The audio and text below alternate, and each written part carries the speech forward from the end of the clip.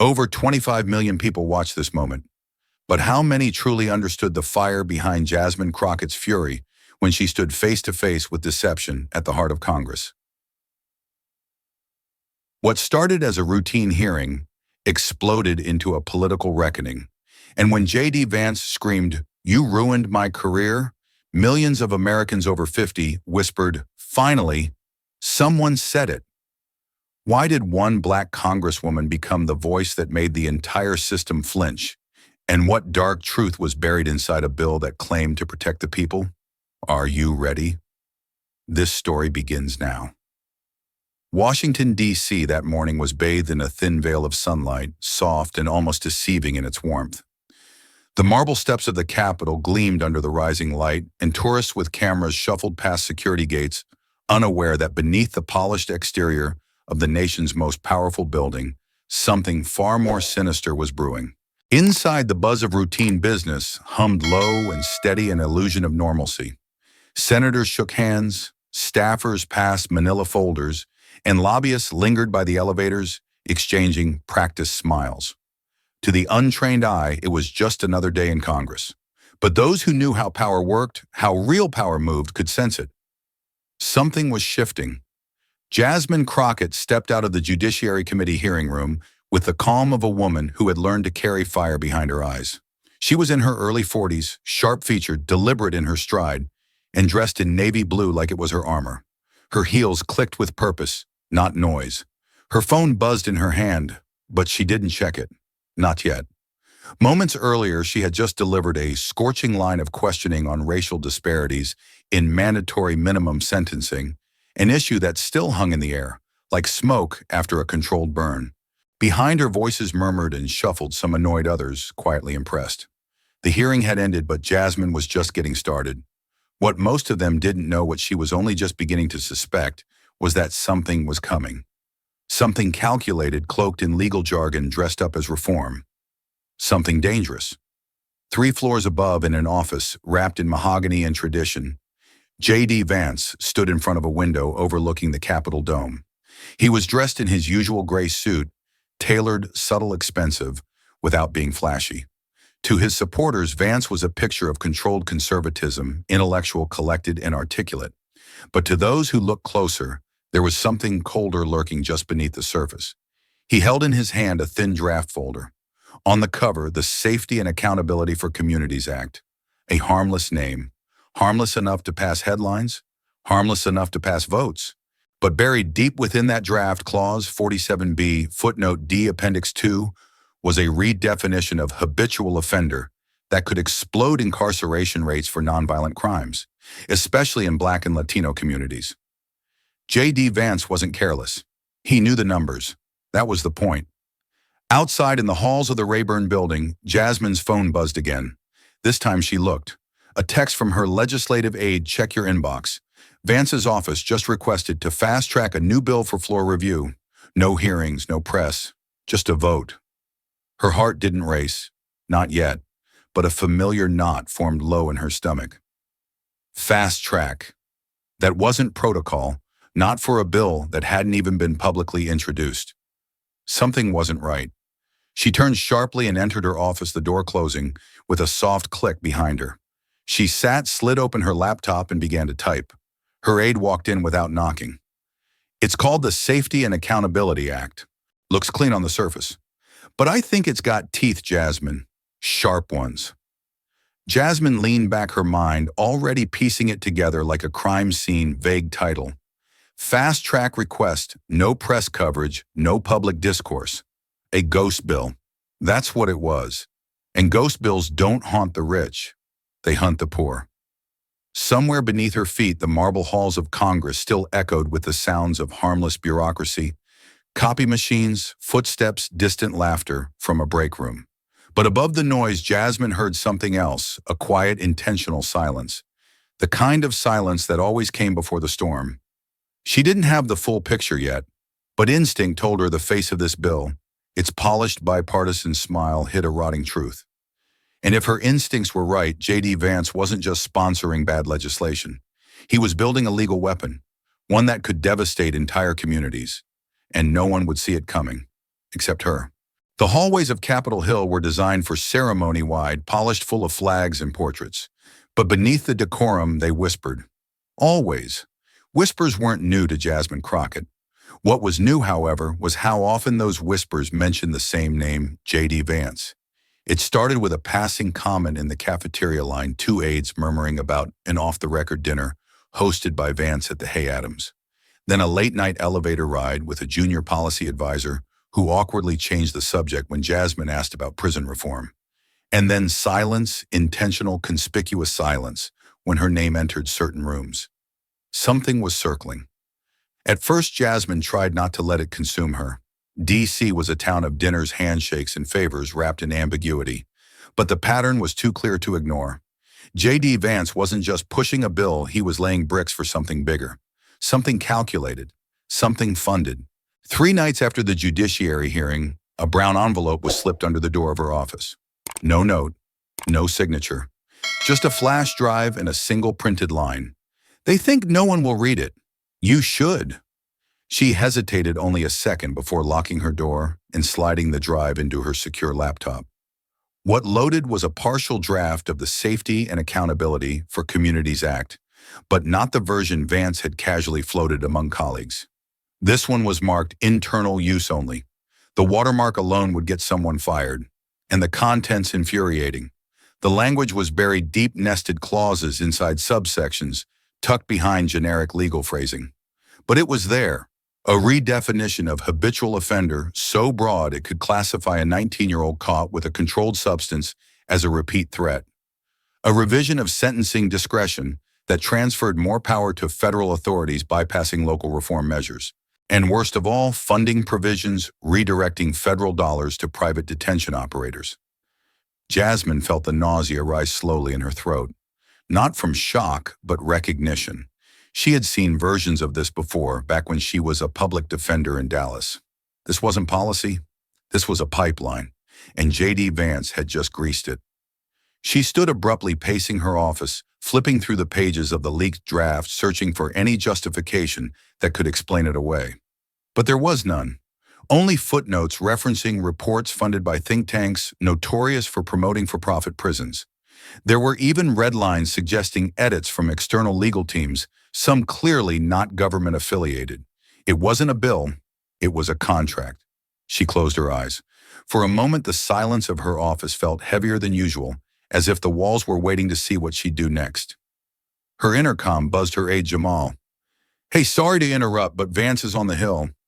He's meeting with Corrections Reform now in the Dirksen building." Closed door. Jasmine blinked. Corrections Reform now? That was no advocacy group. It was a lobbying shell, one of 3 fronts linked to a conglomerate managing over 60 private prisons nationwide. She stood frozen for a moment, then grabbed her coat. "I'm going to Dirksen." Jamal looked up from his desk, eyes sharp. "You going to confront him?" Jasmine shook her head. "Not yet. I want to see who else walks out of that room." By the time she arrived, the meeting was nearly over. She stayed just out of view, partially obscured behind a corridor pillar. Within minutes, the door opened, and a small group exited, J.D. Vance among them. He was smiling casually, patting the back of a heavyset man in an expensive overcoat, someone Jasmine immediately recognized as a senior consultant from Reading Hall, a lobbying firm infamous for strategic prison partnerships. Vance's face was calm, charming, even as he walked with the group down the corridor. But Jasmine wasn't watching his smile. She was watching his hands, one of which held a folder with a familiar red tab. The same red tab that had appeared on the leaked draft. Back in her office, Jasmine didn't speak for a long time. She just stared at her screen, rereading the phrase, "They think no one will read it." She understood now. They weren't just counting on silence. They were betting on compliance, on fear, on people too tired, too cautious, too ambitious to ask questions. It wasn't just a bad bill, it was a power play. And the question now wasn't what was happening, it was who would dare to stop it. The conference room on the 6th floor of the Longworth building was colder than usual. Maybe it was the AC, maybe it was the tension. The walls were lined with portraits of past committee chairs, men in dark suits and stoic poses, silent witnesses to decades of compromise and calculation. Jasmine sat at the end of the long oval table, a copy of the leaked draft open in front of her, annotated in red ink. Across from her sat 6 fellow Democrats, some junior, others seasoned. All of them wore that practiced neutrality that Washington politicians wore, like armor. Polite nods, tight smiles, eyes that flickered with caution. Jasmine cleared her throat and began. She started with the draft's origins, the anonymous tip, the redlined edits from private lobbying groups. She cited clause after clause, each one more damning than the last. She pointed to the loopholes that would balloon incarceration rates, the funding language that funneled taxpayer money straight into private prison hands, and the complete bypass of public oversight. She expected disbelief, maybe even anger. What she didn't expect was silence. Not a single follow-up question. Not one word of outrage. Instead, someone coughed. Another adjusted his glasses and mumbled something about needing to see the official version. One of the senior members leaned forward, his voice calm but clipped. Jasmine, we understand your concern. But this isn't the forum. We haven't seen this draft through official channels, and there's a process for these kinds of issues. Another added, we can't act on a leak. If this goes public and it's inaccurate, we're looking at a media firestorm. And midterms are months away. And there it was, the wall. Not of disagreement, but of self-preservation. Jasmine scanned their faces. She saw it, the hesitation, the fear, the strategic silence. These weren't bad people, but they were playing a game where rocking the boat cost you power and silence bought you time. She tried once more. If we don't act now, this bill will pass quietly, and the communities we claim to protect will suffer again. One member gave a sympathetic nod, but didn't meet her eyes. Another muttered, we'll keep monitoring the situation. It was over before it began. 15 minutes later, Jasmine gathered her notes, slid them back into her folder, and stood. No one stopped her. No one walked with her. The room returned to its gentle murmur as if nothing had happened at all. She opened the door and stepped out into the hallway. The lights buzzed faintly overhead. The polished floors reflected her lone figure as she walked, the echo of her heels sharp and solitary. Behind her, the door clicked shut. Ahead of her, the hallway stretched long and empty. But she kept walking, not because she had allies, because she had purpose. The press conference took place on the Capitol steps at exactly 10:00 a.m. The sun was high, the flag fluttered patriotically behind the podium, and the optics were perfect, intentional, rehearsed, and dangerously effective. J.D. Vance stood before a small crowd of reporters and hand-picked constituents, flanked by 2 American flags and a banner that read, "The Safety for All Act, because every family deserves peace." He smiled as he adjusted the microphone, radiating calm authority. His tie was blue, the color of unity. His words were carefully measured, the tone gentle yet urgent. This wasn't a man introducing a controversial piece of legislation. This was a father, a neighbor, a concerned citizen offering a solution to America's rising crime and moral decay. We are living in uncertain times, Vance began, his voice rich with conviction. Every week we see headlines, families torn apart, neighborhoods afraid to walk their own streets, and yet Washington does nothing but debate and delay. That ends today. There were nods in the crowd, quiet claps of agreement. He continued, "The Safety for All Act is a common-sense proposal rooted in compassion and accountability. It protects our children, empowers our law enforcement, and ensures that violent repeat offenders are no longer allowed to cycle through the system unchecked." He paused, letting the gravity of his words settle like dust. This isn't about politics. This is about people. This is about safety. For everyone. Cameras clicked, microphones buzzed. The soundbite had landed. What J.D. Vance didn't mention, of course, was the fine print. He didn't mention that the bill's definition of repeat offender could include nonviolent crimes like petty theft or possession of marijuana. He didn't mention the multi-million-dollar incentives for private detention facilities tucked away in Section 18.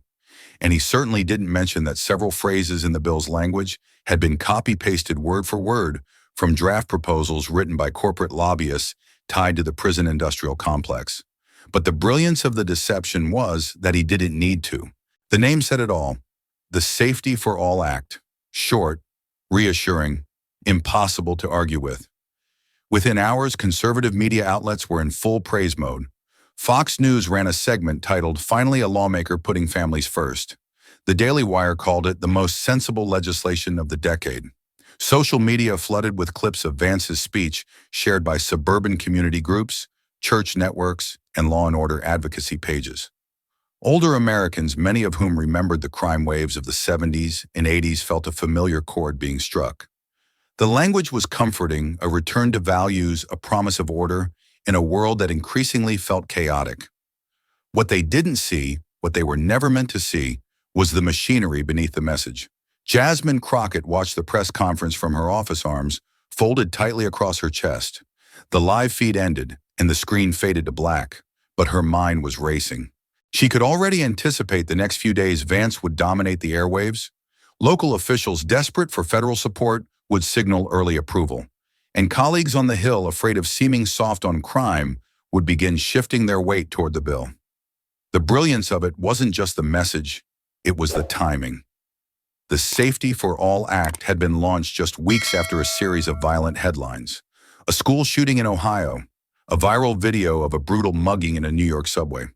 Stories that stirred the national conscience and that Vance's team had expertly folded into the narrative. Jasmine opened the leaked draft again. She scrolled past the title page, past the first 2 pages of emotionally charged language, and stopped at Clause 22. The provision that allowed juvenile records to be reopened and retried under federal supervision, a direct pipeline to adult sentencing. She closed the document and stared at the ceiling. This wasn't policy. It was optics as weaponry. At 6:03 p.m. that evening, Vance posted a video on his official account, a close-up shot of him in a living room setting soft piano music in the background. As a dad, I just want to know my kids are safe walking to school. That's why I wrote this bill. It garnered 2.3 million views in 8 hours. The deception was complete, and for now the truth was outnumbered, but not for long. Jasmine knew better than to make noise too early. The Safety for All Act was already being hailed as a legislative triumph in media cycles. Every cable network had something glowing to say. Every moderate Democrat was reviewing it carefully, and every opposition was being branded as soft emotional or worse, politically motivated. If she were going to stop it, she couldn't just shout louder. She had to gather proof quietly, meticulously, and fast. Her days became a quiet rhythm of phone calls and closed-door meetings. No press, no statements. Just a series of cautious, increasingly tense conversations with the people whose lives had already been shaped by the very kind of policies this bill was about to resuscitate. First came the public defenders. She met them at coffee shops and dark corners of the courthouse cafeteria, seasoned men and women who had spent their careers watching poor defendants swallowed by laws dressed as justice. Most of them weren't surprised when she described the bill's provisions. "It's 3 strikes all over again," one said, shaking his head. "Just with better branding." Another leaned in and whispered, "They're dressing it in compassion so they can feed it to the public like soup." Then came the sociologists, professors from Howard, Yale, and smaller community colleges who showed her the charts no politician ever cited on the floor. Graphs that showed the sharp correlation between incarceration spikes and the rise of privatized detention. Maps that highlighted how sentencing enhancements disproportionately affected Black and Latino neighborhoods, even in states with reform-minded leadership. They didn't tell her anything she didn't already feel, but they gave her the data to back it up. Still, it was the interviews with former inmates that began to hollow her out. One by one, she met the men in their late 30s and early 40s, many of whom had entered prison barely old enough to vote. A man named Daryl told her how he had been sentenced to 20 years for stealing a car radio. He had 2 priors, one for marijuana, the other for shoplifting diapers for his newborn. The Safety for All Act, had it existed back then, would have labeled him irreparable. Jasmine wrote that word down in her notebook and circled it twice. But the conversation that stayed with her the longest came late on a Friday afternoon in a small church on the east side of Baltimore. The woman's name was Renee Johnson. She was in her mid-60s, wore a faded cardigan, and clutched a photo of a young man in graduation robes, her son Marcus. Renee's voice trembled at first, but it steadied as she spoke. He was 17 when they arrested him, said he was part of a robbery crew. No fingerprints, no witnesses, just a friend who cracked under pressure and said Marcus was there. They gave him 12 years. 12. The public defender had 6 cases that day. Never even met my boy before trial. Jasmine sat silently, her hands resting on the church pew in front of her. They took him when he still had braces on his teeth, Renee said, her voice hardening. And when he came out, he wasn't my son anymore. The system didn't just steal his time, it stole his light. She slid the photo toward Jasmine. He died 2 years ago. Overdose. Couldn't sleep. Couldn't work. Kept saying prison made him forget how to live. Jasmine looked at the photo, her throat tight. And now, Renee said, staring straight at her, they want to do it again. To other kids with fancier words, she shook her head slowly. If you're going to fight this thing, Congresswoman, you better not whisper. You better scream. That night, Jasmine sat alone in her apartment, the voices of the week swirling in her head. Her laptop was open to the bill again. She stared at the clause that would allow teenagers to be tried federally for repeat-level threats. Her phone buzzed a text from her aide. Vance just scheduled a private roundtable with faith leaders next week. Want me to pull the list? She didn't answer right away. Instead, she scrolled back to Renee's photo. Marcus frozen in cap and gown, smiling at a future he never got to live. Jasmine closed her eyes and whispered to herself, I'm not screaming yet, but I'm done being quiet.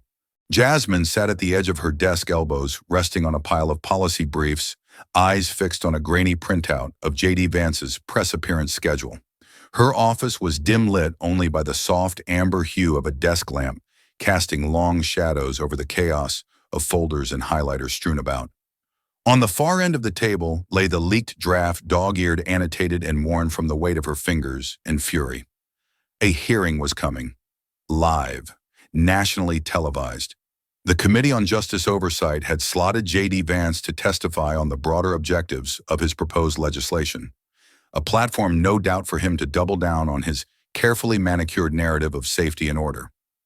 But Jasmine saw something else, an opportunity, not to disrupt, to expose. She stared at the small red tab still clipped to the internal draft. Clause 47B, Appendix 2. The language was clear to anyone who bothered to read it, dangerous, precise, and devastating. She would confront him. Not in a closed room, not through back channels, but in front of the country. Her aide Jamal stepped in quietly, holding a tablet. Just confirmed, he said. You'll be seated 3 chairs down from Vance during testimony. You'll get to question him directly. She gave a small nod, her expression unreadable. You're really going to do this? Jamal asked. She didn't look up. On live television, silence filled the room for a few seconds before he added, lower this time, more personal, just up. If you're wrong, if he spins it, if the media turns this on you, you could lose everything. Committee seat donors, re-election. Hell, they'll frame it like you were just grandstanding. That's the game they play. You know that. She finally looked at him. Calm, focused. If I'm wrong, I'll answer for it. She stood and walked to the window, arms folded. The city was buzzing beneath her. Traffic lights blinked. Tourists posed for pictures by monuments they barely understood. Somewhere, someone was watching the news, hearing only half-truths with orchestral soundtracks beneath them. She turned back to Jamal. But if I'm right, she paused, her voice steady. And I say nothing. If I have the truth in my hands and let them pass this bill anyway, then I've already lost. Not just my seat. Me. He didn't respond immediately. Just studied her face. Then gave a quiet nod. Okay, then we prep. He left the room, already calling someone on the way out. Jasmine sat back down and took out her legal pad. She wrote across the top of a clean page cross-examination points. Leave. Outside, the street lights flickered against the windows of the Capitol dome. The city moved on as if nothing was about to happen. But in a few short days, Jasmine Crockett would walk into a chamber built to intimidate and aim straight for the lie pulsing beneath the surface of American justice. She wasn't preparing for a hearing. She was preparing for war.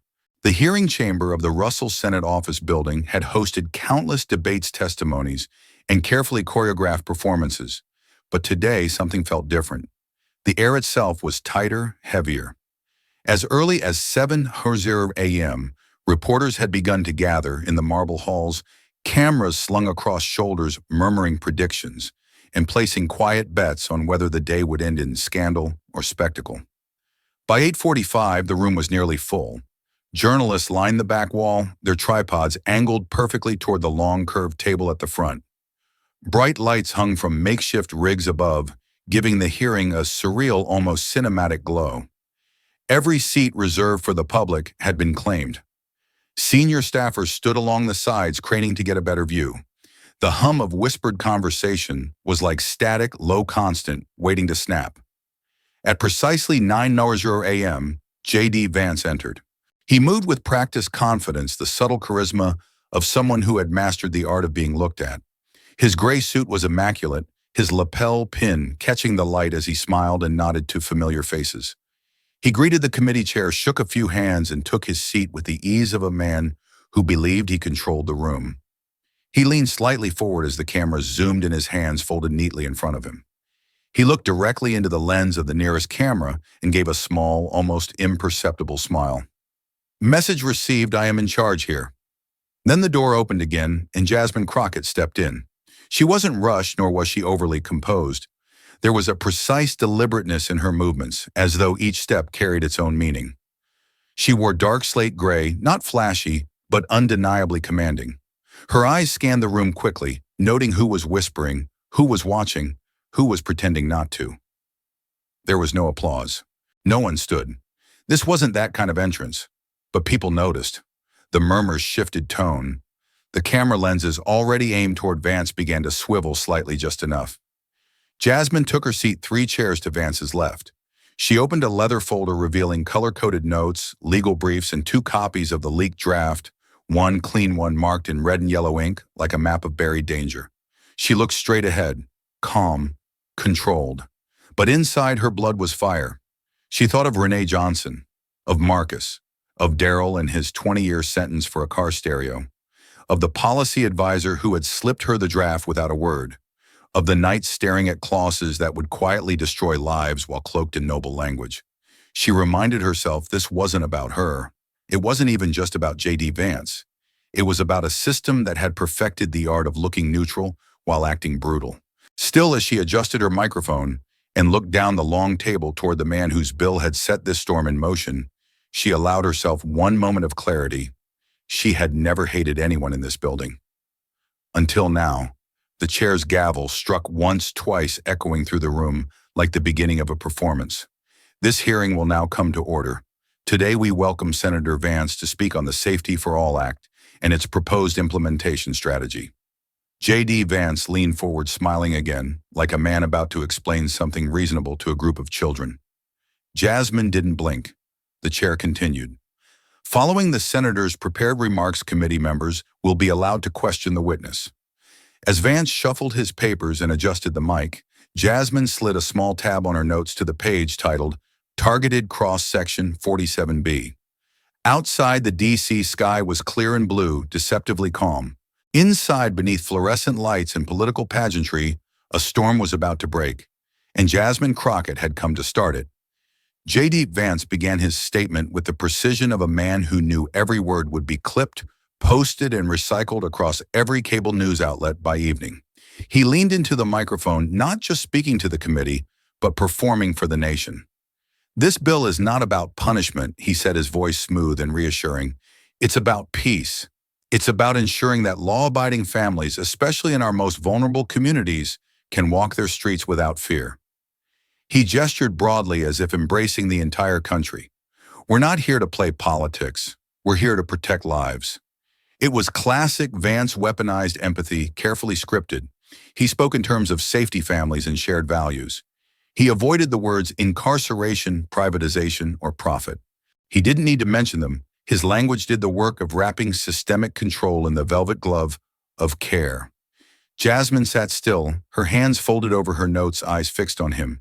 She recognized the strategy. It wasn't new. It was the language of benevolent oppression polished over generations. When the chair finally opened the floor for questions, Jasmine waited. 2 members spoke first, softball queries, nothing too probing. Then it was her turn. She turned on her microphone, voice calm but clear.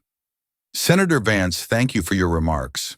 I'd like to direct your attention to Section 18, Clause 47B of your bill, specifically the funding model outlined for detention expansion. Vance didn't flinch, but his smile tightened. Of course, he replied. That clause simply ensures facilities can meet the needs of increased supervision. Basic infrastructure. Jasmine raised her eyebrows. By facilities, you mean private detention centers, correct? And by increased supervision, you're referring to an expanded net that includes low-level nonviolent offenders. Congresswoman Vance cut in smoothly. I think you're mischaracterizing the intention here. The language is flexible, yes, but that's to allow local jurisdictions to apply it as needed. We're empowering communities. Communities don't get empowered by being imprisoned, she responded. Let's be honest, this bill incentivizes incarceration. It creates profit pipelines off the backs of black and brown bodies under the illusion of safety. A murmur stirred in the room. Cameras clicked faster. Vance leaned back, adopting the air of patient disapproval. I understand your passion, Congresswoman, but I do think you're allowing emotion to override analysis. Jasmine's jaw tensed. Let's talk about analysis then. According to the Brennan Center's 2022 report, policies like this one increase prison populations by 17% over 5 years without any corresponding drop in crime. And your bill, Senator, mirrors the exact structure that led to mass incarceration in the 90s, only dressed in softer language. Vance interrupted again. Again, I have to push back. Your numbers may be from biased sources, and frankly, I question whether this line of questioning is helping anyone watching at home feel safer. That landed. Several heads turned. It was a calculated blow, not to the data, but to her credibility. Implies she's extreme unhinged, a danger in a suit. Jasmine didn't blink. Senator, what makes people feel safe isn't more cages. It's housing, education, healthcare. It's knowing their children won't be tried as adults because some clause in a federally incentivized bill let a DA stretch a definition. Vance smiled again, colder this time. Or maybe it's knowing their children won't be shot walking home. I don't think your approach guarantees that. The words landed like a slap. People shifted in their seats. Cameras zoomed tighter. Jasmine leaned forward slowly. Neither does yours, but it guarantees they'll be locked up if they survive. Silence. The committee chair cleared his throat, but didn't interject. Jasmine continued, her voice lower, steelier. We can dress this bill up in comforting language. We can call it safety for all. But let's not kid ourselves. Some of us will be safer. Others will be sacrificed. She held his gaze unwavering, and history will remember who knew the difference and stayed silent. Outside the chamber, the hallway filled with quiet chatter. Inside, the temperature had shifted. For the first time that morning, J.D. Vance didn't smile, and Jasmine Crockett wasn't finished. The tension in the room was already thick when Jasmine slowly reached beneath her folder and pulled out a single document, neatly stapled, thick-papered and stamped, confidential in bold faded red. She held it without flourish, letting its presence speak before she did. Every camera in the room seemed to refocus at once, the collective breath of the space catching in midair. J.D. Vance glanced at the document, then back at her, his confident posture still intact, but his fingers subtly tightened on the desk. Jasmine's voice, when it came, was steady. I'd like to enter into the record a supplemental document. It's a signed contractual agreement between North River Holdings, one of the country's largest private prison management firms, and a political consulting group led by Senator Vance. A faint but audible gasp rippled from the press section. She continued, unwavering. This agreement outlines a multi-year strategy. The firm agrees to support Senator Vance's legislative campaigns with bundled donations and media buys in exchange for language in federal legislation that expands detention eligibility and extends sentencing minimums. The same language appearing nearly verbatim in sections 18 through 22 of the Safety for All Act. Silence fell sudden and absolute. Vance opened his mouth, but no words came. The committee chair glanced at his counsel. Aides began frantically flipping through printed bills, cross-referencing with the leaked draft Jasmine had annotated days earlier. Jasmine placed the contract gently on the table and slid it toward the stenographer. This isn't about safety, she said, her voice rising just enough. It's about scalability, about market expansion, about squeezing profit out of fear, out of trauma, out of children being labeled as threats before they ever had a chance. J.D. Vance regained his voice, though his tone was sharper now, brittle around the edges. "This is an ambush," he said. "You're using unverified documents to cut in. It's notarized, dated. And I suggest you read the fine print because your signature is on the last page." The air in the room collapsed into stillness. One reporter covered her mouth. A Senate staffer dropped their pen. Even the committee chair, a man not known for visible emotion, blinked hard and looked away for a moment. Jasmine looked down the long table, scanning the faces of her colleagues. Some avoided her eyes. Others stared frozen. None spoke. She turned back to the room, her voice now the only thing moving. This was never about public safety. It was always about private gain. And then the line that would echo long after the lights dimmed and the cameras shut off. "This bill doesn't protect our communities. It protects their profits." She didn't raise her voice. She didn't have to. Because in that moment, Jasmine Crockett wasn't just challenging a piece of legislation. She was ripping the mask off a machine built to devour lives behind policy and patriotism. And the room it fell, completely, utterly silent. The first video clip hit Twitter less than 20 minutes after the hearing adjourned. 36 seconds long, shot from a phone in the press gallery. Jasmine Crockett's voice crisp and clear. "This bill doesn't protect our communities. It protects their profits." It was raw, unfiltered, and devastating. Within an hour, it had over 2 million views. By nightfall, it had become the most shared political video of the week, circulating across every major social platform, spliced into reaction videos, news panels, even late-night monologues. On TikTok, younger activists paired Jasmine's voice with historical footage of civil rights marches. On Facebook, veterans of past reform movements shared the clip with captions like, "She said what we've all been thinking." On Reddit, a thread titled "J.D. Vance just got exposed hard" had over 30,000 upvotes in 5 hours. Cable news scrambled to catch up. CNN replayed the moment in full during its 8 p.m. slot cutting to stunned reactions from former DOJ officials. MSNBC ran a special segment titled "Crockett vs. Corruption." Even Fox News, which initially ignored the hearing, couldn't resist the viral pull. They aired a heavily edited version, cutting Jasmine's key lines, focusing instead on her aggressive tone and political ambition. But the damage was already done. The truth was out, and it was loud. In the following days, pressure mounted. Advocacy groups issued joint statements demanding an investigation into J.D. Vance's financial ties. 3 watchdog organizations filed formal ethics complaints. A major op-ed in the Washington Post called the revelation the clearest example of profit-driven policy manipulation since the Iraq War. Reporters camped outside Vance's office. Microphones hovered like vultures. His aides dodged questions with vague responses. "No comment at this time. Senator Vance stands by the intent of the bill."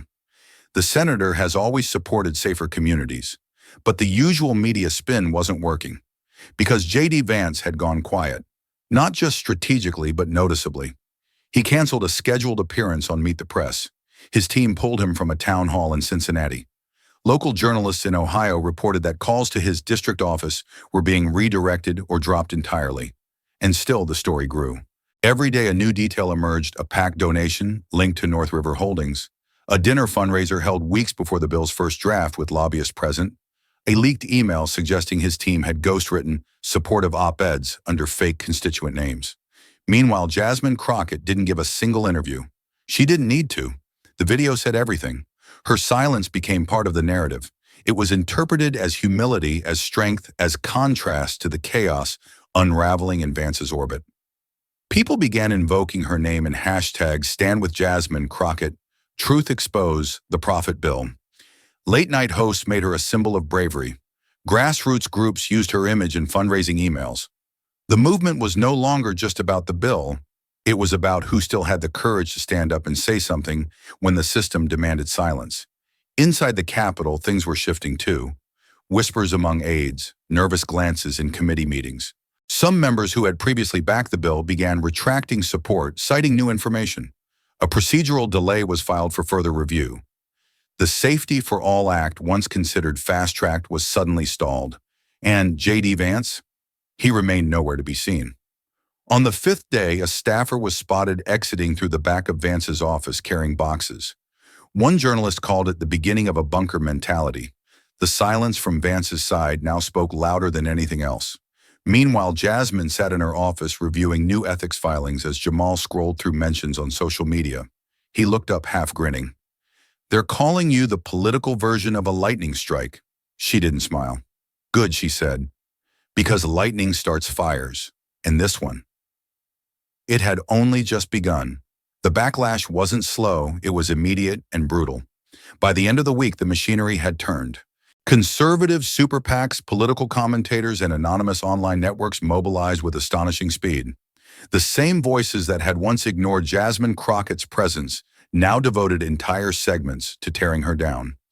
It started subtly with op-eds questioning her tone during the hearing. They called her performance combative, disrespectful, and overly emotional. Then came the talk show sound bites.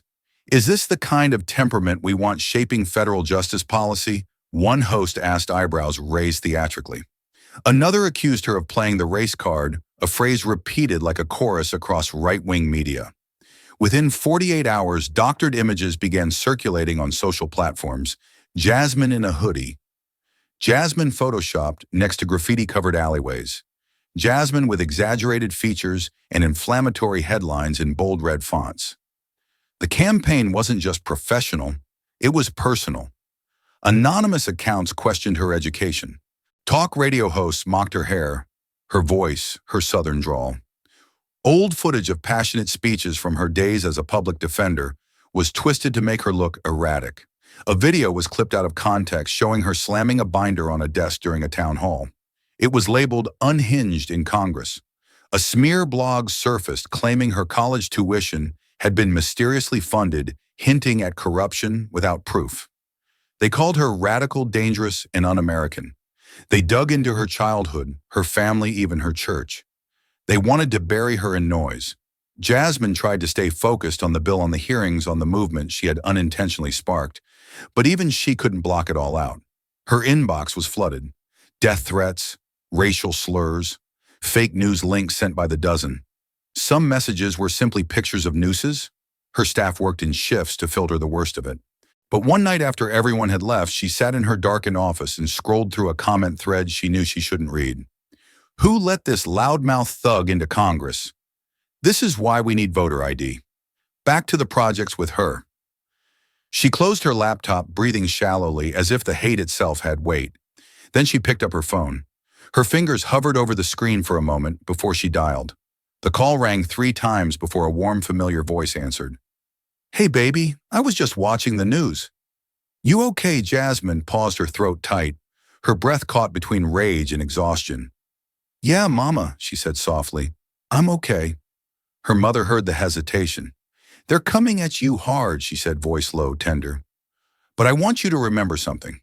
Jasmine said nothing, waiting. "When they don't have truth, they come for your name. When they don't have justice, they come for your skin. You stand tall, baby. That means you're where they never expected you to be, above them." Jasmine swallowed, wiping a tear from her cheek with the back of her hand. She let out a shaky breath. "I know. It's just some of it's not even about the bill anymore. They're going after who I am, because they can't touch what you did." Silence lingered between them, then her mother added, "You shook something real, Jazz. Real things shake the weak." Jasmine smiled, even if just a little. "I'm fine, Mama," she said, slipping into the softness of her mother's tongue. "Ho, the more you do it, the more it proves you're right." By the next morning, another news cycle had begun. More headlines, more interviews with experts dissecting her character. But beneath the noise, something else was growing. Supporters flooded her office with letters, voicemails, flowers. A retired judge left a note that read, "I've waited 30 years to hear someone say what you said." The smear machine was roaring, but Jasmine Crockett, she was still standing, and she was no longer standing alone. The backlash had roared for days, but it didn't come without an echo. By the end of the second week, a different kind of wave began to rise, not loud, not coordinated, but steady, genuine, and unstoppable. It started with a single handwritten letter dropped off anonymously at Jasmine's district office in Dallas. No return address, just 8 words on yellow-lined paper. Thank you for not being afraid to speak. Then came the emails, hundreds, then thousands. From nurses in Pennsylvania, from retired school teachers in Michigan, from single parents in Nevada. Some shared their own stories of injustice. Others offered prayers, words of encouragement, or simply said, "We see you." Across the country, something was shifting. People began organizing pop-up gatherings outside state capitals and city halls, holding signs that read, "Stand with Jasmine, truth is not radical, and safety without sacrifice." Someone printed t-shirts with her, quote, "This isn't safety, it's profit." In Atlanta, a group of formerly incarcerated women held a candlelight vigil for victims of unjust sentencing laws. In Portland, a mural of Jasmine's face appeared overnight on a community wall. She hadn't asked for any of it, but it was happening. One afternoon, while leaving a meeting at the Capitol, Jasmine was approached by a man wearing a faded VFW ball cap. His posture was stiff, his hands rough with age, but his voice was soft. "Congresswoman Crockett," he said, "I'm a Vietnam vet. I've seen politicians talk tough for 50 years, but I've never seen one stand up the way you did." You didn't flinch. Jasmine, caught off guard, managed only a quiet, "Thank you." "No, ma'am," he said, shaking his head. "Thank you. First time in a long time I believe someone meant it." She carried that moment with her the rest of the day. More came, small gestures yet undeniable in weight. A local bakery in her district taped her, quote, to their window. A group of high school civics students sent her a video reading aloud from her committee transcript like it was a speech from history. One elderly black woman mailed a Bible wrapped in cloth with a sticky note on the front, "Stay covered, baby." The media began to notice. Articles emerged with titles like "The Crockett Effect" and "One Voice in the Storm." Editorials shifted tone. Critics softened. Columnists who once dismissed her as reckless now called her unapologetically principled. And in Congress, the silence around her began to thaw. A few colleagues who had previously avoided eye contact now stopped by her office. Some offered quiet nods. Others asked careful questions. Nothing direct. But it was something. It wasn't vindication, not yet. But it was momentum. And Jasmine knew momentum was how movements began. The room was elegant, quiet, and stifling. Deep within the Capitol, behind frosted glass and polished mahogany doors, Jasmine sat at the far end of a long table in a private committee meeting room. The lighting was soft, deliberately non-confrontational. The tone, however, was unmistakably sharp. There were 6 people in the room, all senior, all Democrats. 2 were committee chairs. 1 had been in Congress longer than Jasmine had been alive.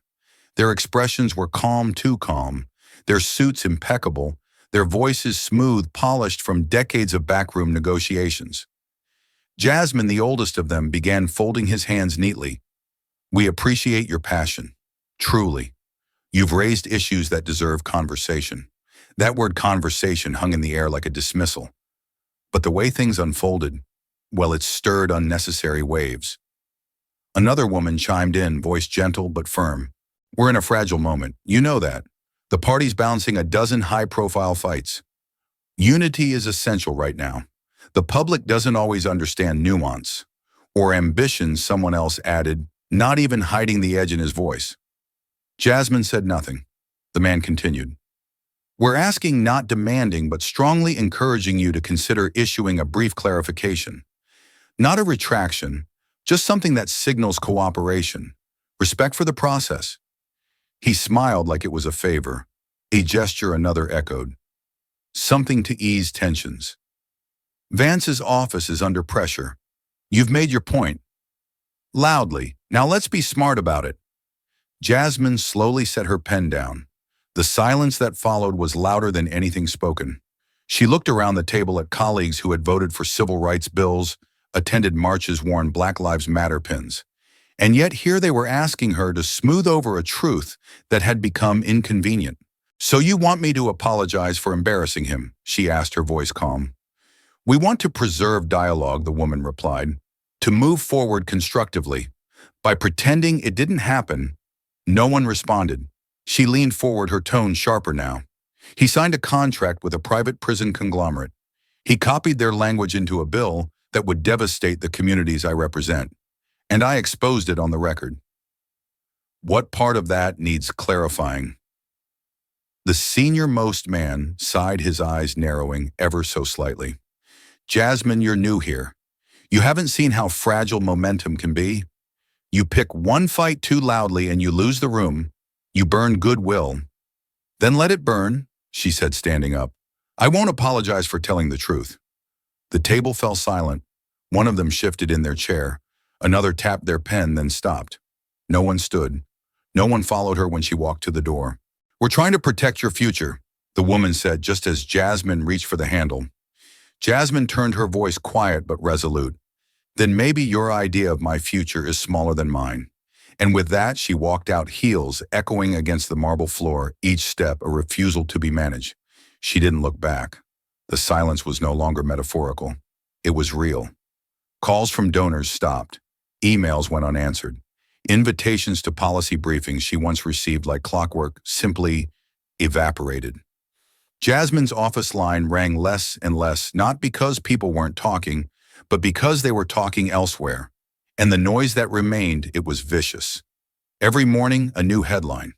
Every night, another segment from conservative pundits, twisting her words, painting her as unstable, angry, ungrateful. They called her a divisive voice in a fragile Congress. One headline read, Congresswoman Crockett more fire than facts.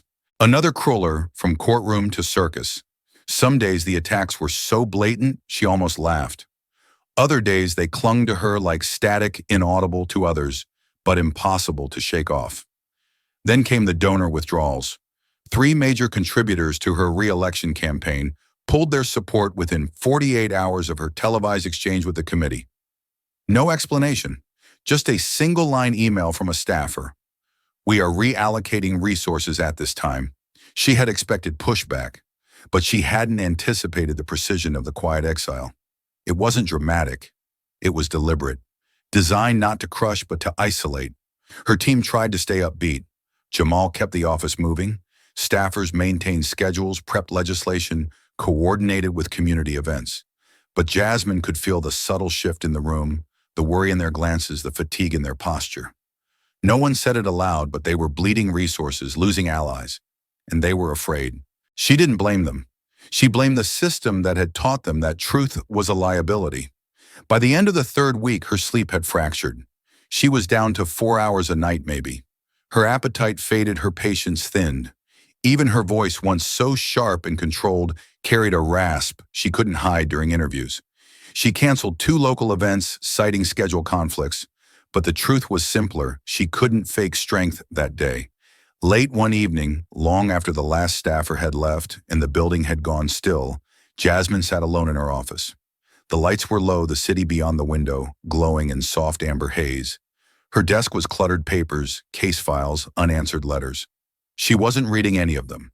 She just sat there staring at nothing, the silence pressing in around her like a second skin. Until she noticed one envelope, small hand, addressed, the handwriting, clumsy but careful. No return address. Just a stamp and a name written in all caps. Malik, age 13. She opened it. Inside was a folded piece of notebook paper, blue lines barely holding the words steady. Dear Congresswoman Crockett, I saw what you said on TV. I never saw someone who looked like me talk like that. My mama said you're brave. I think you are too. You gave me hope that maybe one day I can stand up like that too. Even if nobody claps. Love, Malik. Jasmine held the letter for a long moment, eyes stinging, breath caught between exhaustion and something else, something quiet but fierce. She read it again and again. Then, without thinking, she folded it carefully, slipped it into the inside pocket of her blazer, and leaned back in her chair. The city outside kept moving. The headlines kept spinning. The donors kept walking. But for now, she had one voice, one truth. And for Jasmine Crockett, that was still enough to fight. The auditorium wasn't grand. The ceiling tiles buzzed faintly from old lighting, and the sound system cracked just slightly every time a new speaker approached the microphone. But the room was full. Students, teachers, pastors, community organizers, even a few skeptical local officials who hadn't said her name in weeks. The Civil Rights and Social Justice Forum had been planned months earlier, long before the hearings, long before the backlash. Jasmine had nearly canceled her appearance more than once. But something, maybe Malik's letter, maybe the silence of her office, maybe just stubbornness, made her show up. She stepped onto the small stage with quiet resolve, a simple black blazer over a deep red blouse. No notes, no teleprompter, just a single microphone and a crowd that was holding its collective breath. She began softly. I wasn't supposed to be here tonight, not because I didn't want to be, but because some folks hoped I wouldn't have the strength. There was a low murmur of recognition. A few weeks ago, I stood in a committee room and said something simple. I said that the bill being sold to America as safety was actually a sale of our lives, our bodies, our future, for someone else's bottom line. Her voice strengthened. And when I said that, when I refused to pretend otherwise, I was told I had gone too far, that I had been too loud, too angry, too much. She paused, scanning the crowd. Some were nodding, others leaning forward. But let me ask you this, when your community is drowning in policies written to imprison them, how quiet should you be? There was silence, then the beginning of applause. They took my donors. They took my interviews. They tried to take my name. But what they could never take, what they will never take, is my voice. Now the room erupted, first a clap, then a standing ovation. She waited, letting it rise and fall. And then she delivered the line, the one that would be quoted, printed, painted on protest banners before the week was over. The truth doesn't always win fast, but it never dies. The words hung in the air, not like a slogan, but like a verdict. After the applause faded, people lined up just to shake her hand. A grandmother whispered, "We needed that." A high schooler said, "I didn't think people like you got to talk like that in real life." A pastor pressed a small wooden cross into her palm and said, "Keep walking," even when they closed the doors. Later that night, back in her hotel room, Jasmine sat by the window staring at the distant glow of the Capitol dome. Her phone buzzed, another message, another voicemail. For once, she didn't flinch, because tonight her voice had reached beyond the walls of Congress. It had reached the country. It started with a blog post, just 800 words on a modest investigative journalism site, run by two former reporters laid off during the last round of newsroom budget cuts. The headline read, "Contracts, Clauses, and Campaigns, a Closer Look at the Safety for All Act." It cited Jasmine Crockett's hearing, included embedded links to the leaked documents she had referenced, and ended with a chilling line. If even half of this is true, we're looking at the biggest ethics scandal in federal criminal policy since 1994. It didn't go viral overnight, but it didn't have to. Within 48 hours, it had been picked up by the Intercept ProPublica and several legal think tanks who began doing what Jasmine alone could not, digging deeper. Reporters submitted FOIA requests. They began tracing the web of PACs connected to J.D. Vance, uncovering a trail of shell corporations, bundled donations, and off-the-record retreats hosted at luxury resorts by prison contractors. By the end of the week, 3 separate investigative teams had confirmed the same thing. The language in the Safety for All Act didn't just mirror private prison policy, it originated from it. Names were named, memos were leaked, and suddenly Jasmine wasn't just the voice in the room anymore. She was the catalyst. One particularly damning report from a legal nonprofit titled "Who Writes the Law" included side-by-side comparisons of corporate drafts and final bill language.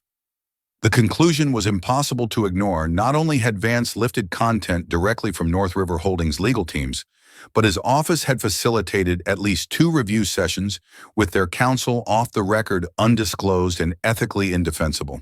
As public pressure mounted, the shift reached the boardrooms. On Monday morning, a Fortune 100 company known for its polished image and philanthropic branding issued a short but stunning statement. In light of emerging reports surrounding Senator J.D. Vance and the Safety for All Act, we are suspending all political donations to his campaign, effective immediately. We do not and will not support legislation rooted in private interest over public good. The announcement sent ripples through corporate circles. 2 more companies followed within days. One hedge fund publicly declared its decision to withdraw from prison-related real estate trusts altogether. Stock in North River Holdings dipped 6% in a single day. Reporters began camping outside J.D. Vance's office again, but this time they weren't just asking about the bill. They were asking about campaign funds, undisclosed meetings, potential violations of Senate ethics rules, and still no response. No press conference, no tweet. Just closed doors, lowered blinds, and increasingly tense-looking staffers trying to dodge eye contact in the hallways of Capitol Hill. Back in her office, Jasmine watched the reports unfold without celebration. She knew this wasn't a victory, not yet, but it was something she hadn't felt in weeks. Momentum. And this time it wasn't hers alone. The hearing room looked almost identical to the one where Jasmine had first confronted J.D. Vance. Same worn mahogany desks, same filtered lights, same rank of microphones perched like waiting vultures. But this time the seat at the center of attention wasn't hers. It was his.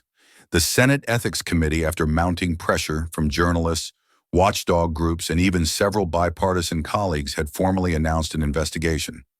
On paper, it was described as a preliminary inquiry into conflicts of interest and legislative impropriety, but in reality, it was a reckoning. J.D. Vance was called to testify under oath. His legal team tried to stall, offering statements instead of appearances, invoking ongoing review and privacy of donors. But the committee had reached its threshold. Subpoenas were issued, emails were collected, depositions scheduled. And now, under the harsh glare of public scrutiny, J.D. Vance sat at the witness table flanked by counsel, adjusting his tie with visibly shaking fingers. He opened with a familiar tone, measured, confident, laced with legal caution. I have always acted in the interest of public safety. The bill in question, the Safety for All Act, was crafted with input from various stakeholders to ensure American families feel secure. But the room no longer bent to his cadence. One committee member, a veteran senator from Oregon, leaned forward and tapped the stack of printed documents in front of him. Senator Vance, would you care to explain why multiple clauses in your bill match word-for-word language drafted by North River Holdings' legal department? I wasn't personally involved in every drafting session, Vance deflected. Policy teams often review industry input, and that's standard procedure. Not when those same firms donate six figures to your campaign weeks before final edits. The words cut deeper than they sounded, because behind them was the data mapped, printed, undeniable. Money flowed in, then policies flowed out. Simple cause and effect. Outside, the hearing cameras rolled. Protesters gathered again, signs now more specific. Vance sold us out. No justice for sale, follow the money. What had begun as Jasmine's solitary stand had morphed into a national movement. Editorials no longer questioned her integrity, they quoted her. Inside, the questioning intensified. Vance's posture began to fray. Sweat gathered at his collar. He reached for water 3 times in 10 minutes. Then came the moment that made headlines. The committee chair, a centrist with a reputation for patience, held up a copy of the contract between Vance's consulting firm and North River. Did you receive personal compensation, direct or indirect, for consulting services provided to North River Holdings or its affiliates within the past 2 years? Silence. Senator Vance, a pause. Then a flat reply. My legal team is preparing a written clarification, which meant yes, but not right now. The shift was felt instantly. Reporters exchanged glances. The committee chair nodded once, clipped and cold. Let the record reflect no denial provided. The cracks were visible now, not just in J.D. Vance's composure, but in the structure he had once stood upon. PACs pulled away. Moderate Republicans distanced themselves. A conservative newsletter quietly removed his name from its 2028 watch list. And somewhere in a quiet office down the hall, Jasmine Crockett sat with a single sheet of paper in her hand, a list of new co-sponsors for a revised justice reform bill. 7 names, 2 of them Republicans. She didn't smile, but she knew truth had found a way in. The steps of the Capitol felt different this time. 3 months had passed since that first televised confrontation, and Jasmine Crockett had walked these halls through silence, slander, and fire. Now, as she approached the chamber for a scheduled vote, something small but seismic had shifted. People stood up when she entered. A few clapped. One young staffer, barely in his 20s, whispered thank you as she passed, then quickly turned away, embarrassed by his own emotion. Another aide offered her a folded newspaper. She glanced at the headline, Crockett's Courage, How One Voice Shifted the Debate on Justice. She tucked it under her arm and kept walking. Inside the House chamber, the noise swirled as usual. Paper rustling, side conversations, procedural motions being announced over the speakers. But Jasmine noticed the glances, some curious, others admiring. and a few full of quiet respect from people who weeks ago wouldn't have shared an elevator. It wasn't just admiration, it was recognition. Because she hadn't just exposed a corrupt bill. She had weathered the storm it unleashed without caving, without apologizing, and without selling her soul for political shelter. Her desk was now flanked by fresh energy. Two freshman representatives, one from Arizona, the other from Georgia, had recently met with her in private, asking how she had stood her ground, how she had prepared, how she had stayed human. They weren't strategizing for headlines. They were looking for a new blueprint. She gave them what she had: honesty, preparation, and a refusal to lie politely. Later that afternoon, she rose to deliver a brief floor statement, just 3 minutes. No drama, no applause lines, just clarity. Mr. Speaker, I rise today not to attack, but to remind that when elected officials forget who we serve, it becomes the duty of others, not always the powerful, not always the polished, to pull truth back into the room. A pause. Some say what happened was a scandal. Others say it was a moment. But I believe it was a mirror. One we must keep holding up, not just to our opponents, but to ourselves. She ended simply. No crescendo, just purpose. The chamber was quiet for a beat longer than usual. Afterwards, several junior lawmakers approached her in the hallway. One of them, a Latina congresswoman from Colorado, leaned in and said, "I didn't know we were allowed to do politics like this." Jasmine smiled. Neither did they. Outside, another crowd had gathered, not to protest, but to listen. Community leaders, youth organizers, former inmates, college students. One held a sign that read, "Truth, not tactics." That evening, as the sun dipped behind the Capitol dome, Jasmine sat in her office window, watching the light stretch long across the National Mall. She didn't feel triumphant. She felt responsible. Because something had begun. And this time it wasn't a fight. It was a movement. 1 year later, the Washington skyline looked the same: steel marble monuments reaching upward with unwavering pride. But within the quiet walls of a newly opened office just off Pennsylvania Avenue, something profoundly different was taking shape. A brass plaque read, "The People's Table, Foundation for Equitable Politics, Founder Jasmine Crockett." Inside, the air buzzed, not with tension, but with purpose. Young staffers, many of them women, many of them black and brown, moved between desks with clipboards and laptops. On the wall hung portraits, not of past presidents, but of community leaders, activists, and whistleblowers. And at the center of it all, Jasmine sat signing a document that bore not her campaign logo, but a mission: to train, protect, and amplify political voices from communities historically silenced. It wasn't a PAC. It wasn't a PR stunt. It was infrastructure for truth. In the months after the Vance scandal, Jasmine had turned down every high-profile job offer: no network contract, no book deal, no corporate seat. She didn't want a spotlight. She wanted a system that didn't devour those who stood in it. And now, on a rainy spring afternoon, that system took one small but meaningful step forward. As she closed her binder, a staffer entered with a different document, thicker, older, and sealed with Senate protocol. "It's time," he said. Jasmine stood and took the file in her hands. The Justice Without Profit Act, a sweeping bipartisan piece of legislation that would federally prohibit the operation of for-profit prisons across the United States. Years in the making, months in the shadows, and finally ready to be signed into law. The cameras were modest, no red carpet, just a quiet signing room, a small press pool, and a few key lawmakers standing behind her. Among them, 2 Republicans who had crossed party lines after the investigation against J.D. Vance had concluded. She picked up the pen. For every voice that was buried beneath the weight of greed, she said softly, "This one's for you." With a single signature, she closed the loop. It wasn't just legislation, it was vindication. Not for her, for Malik, for the mothers who wrote, for the veterans who stood, for the families who sat in prison waiting rooms every weekend, year after year, for a justice system that never looked back. Jasmine handed the pen to a young intern, smiled gently, and walked out of the room. There was still more to do, but for once the rules had changed. The studio lights were warm, but not blinding. Jasmine sat in the center chair, mic-clipped posture, calm, but grounded. Across from her, the journalist and Emmy-winning anchor, known for cutting through political spin, adjusted his note cards. "Congresswoman Crockett," he began, You've been called a disruptor, a truth teller, even a radical. But you've also been called dangerous, divisive. My first question is simple after everything. Why didn't you quit? Jasmine didn't blink. She waited a breath before speaking. Because I wasn't fighting for headlines. I was fighting for people who never got to speak. The anchor leaned in. But you lost donors. You lost friends in your own party. You lost sleep, security, and safety.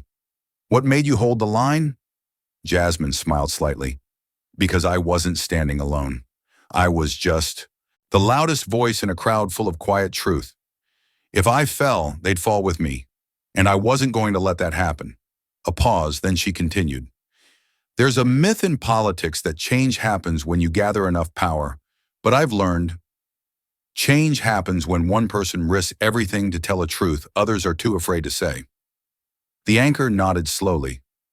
Do you think the system's fixed? No, Jasmine replied. But it's more exposed now. And exposure is the first crack. A montage began to play on the screen behind them, footage of community meetings, interviews with public defenders, town halls in Mississippi, protests in Detroit, and that iconic clip from the hearing, a younger Jasmine saying into the mic, "This isn't safety, it's profit." The journalist turned to the audience. In a few words, what would you say to someone watching right now, feeling unheard? Jasmine looked straight into the camera. They may not hear you the first time. They may ignore you the second, but the third time you might wake them up. Or at the very least, you'll remind them they're being watched. The audience broke into soft applause. You don't have to be perfect to speak, she added. You just have to be honest, and loud enough to echo. The show ended with her walking off stage to meet two high school girls from Baltimore who had come just to shake her hand. One of them had tears in her eyes. I want to run for office one day, the girl whispered. Then do it, Jasmine said. And don't wait until you're ready. You'll never feel ready. You just have to start. That night, as the interview aired across the country, trending under the hashtag Voice Like Jasmine, people in living rooms, cafes, and hospital waiting rooms leaned in just a little closer, because somewhere deep inside they remembered one voice can still move a nation. The corridor looked exactly the same. Still cold marble floors, still flickering hallway lights, still the scent of polished wood and recycled ambition. But this time, Jasmine wasn't alone. She walked down the Capitol hallway flanked by 6 newly elected members of Congress. They were young. They were sharp. Some wore traditional suits. One wore bright sneakers. Another had a service dog by his side. They laughed, whispered, took nervous glances at the paintings of men who had written the rules long before they were born. Jasmine led them forward. One turned to her mid-step. Is it always this intimidating? She smiled. Only if you think you don't belong. They reached the chamber doors. Jasmine placed her hand on the wood, paused. A memory flickered of herself in the same hall, months ago, walking out of a meeting where she'd been told to apologize or disappear. Now the same echo of her heels returned, but the air was different. She pushed the doors open. The chamber turned. This time they noticed her. This time they followed. And somewhere in the distance, over images of congressional speeches, votes being cast, and future protests waiting to happen, Jasmine's voice lingered in voiceover. You can silence a person, but not a principle. The game may be rigged, but not forever. This story isn't just about politics, it's about the price of telling the truth in a system built to silence it. Jasmine Crockett's journey reminds us that courage isn't the absence of fear. It's the decision to speak even when your voice shakes. When one person dares to disrupt a broken system, they don't just make noise, they make space. For others, for justice, for something better. The system may resist, but history has always belonged to those who refuse to be quiet. Question for you. Have you ever stayed silent when you knew you should have spoken up?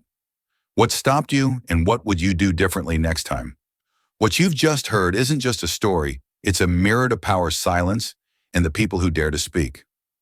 While this is a dramatized work of fiction, it's rooted in truths the kind we feel witness and too often ignore.